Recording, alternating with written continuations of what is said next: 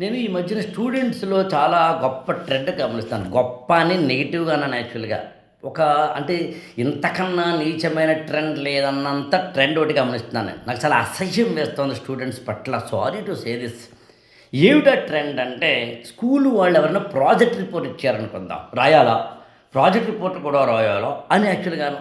Project report ఇవ్వడం అంటూ జరిగితే అది ఏ వరకైనా అది ఎయిత్ క్లాస్, సిక్స్త్ క్లాస్ మొదలుకొని, నైన్త్ క్లాస్, 10థ్ క్లాస్ మొదలుకొని డిగ్రీ వరకు, బీటెక్ వరకు ఎవరికైనా ఒక ప్రాజెక్ట్ వర్క్ ఇస్తే, హోంవర్క్ ఇస్తే, అసైన్మెంట్ ఇస్తే, టెస్టులు పెడితే, మా చిన్నప్పుడు మీకు గుర్తుందో లేదో ఒక చిన్న పదం కనుక సరిగ్గా రాయకపోతే ప్రథమం అన్నప్పుడు ధకారంలో ఒత్తు ఉండాలా అక్కర్లేదా?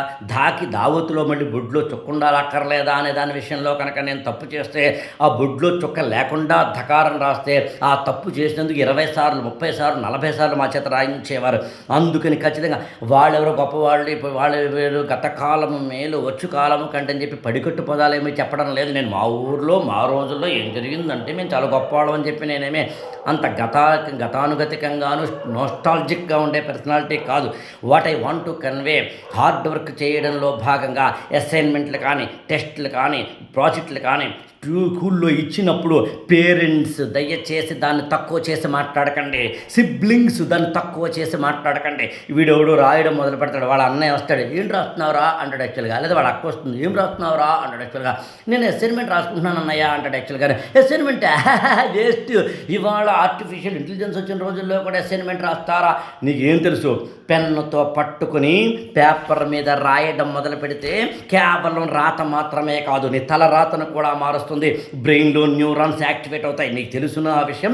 పెన్ను పట్టుకున్నప్పుడు ఎలా పట్టుకోవాలో తెలుస్తుంది. నీకు తెలుసున ఆ విషయం?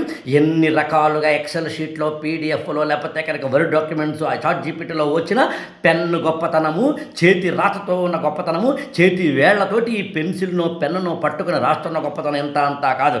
కొన్ని చోట్ల 2 రకాల పెన్నులు వాడాలి, దాదాపుగా కొన్ని చోట్ల 3 రకాల పెన్నులు వాడాలి. బ్లాక్ కావచ్చు, గ్రీన్ కావచ్చు, రెడ్ కావచ్చు, ఎక్కడ ఏ రంగు పెన్ను కావాలో, ఎక్కడ అవసరమైతే పెన్సిల్ వాడాలో కూడా తెలియాలి యాక్చువల్గా.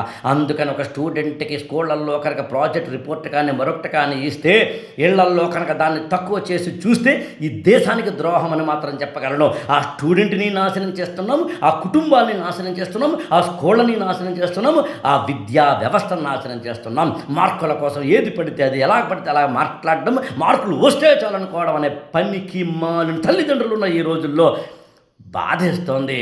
తిట్టే చెబుతున్నాను, గుండె లోతులోంచి బాధపడే చెబుతున్నాను. మన ఛానల్ని లైక్ చేయండి, షేర్ చేయండి, సబ్స్క్రైబ్ చేయండి.